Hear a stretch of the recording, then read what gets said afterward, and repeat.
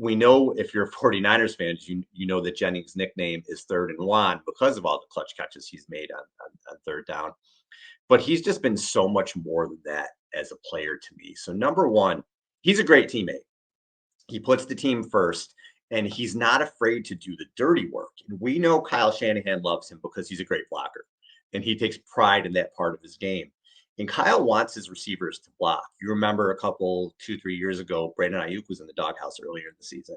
And part of that, I think, was because Kyle wanted to see more from him in the run game, blocking.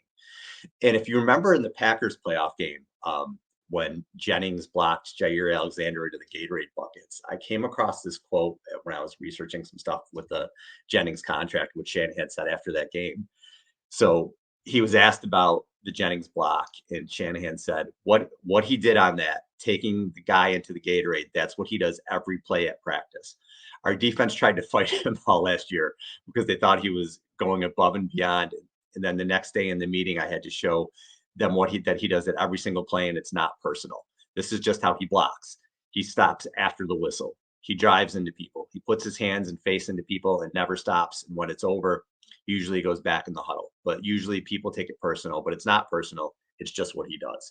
And that's a huge part of the 49ers identity. The 49ers are scrappy. The 49ers receivers are blockers. They're not afraid to get dirty. They're not afraid to go downfield and block. And when you look at the years of the glory years with Montana and Rice and Taylor and Craig, I saw a highlight not long ago. I was watching a Roger Craig highlight, and it was a long run by Craig. But one of the things I noticed was John Taylor was downfield, just absolutely blocking his ass off. And Jerry Rice wasn't afraid to block either. And it's, when you have guys who are prolific like that, who are not afraid to get their hands dirty. And Jennings is that kind of dude, man.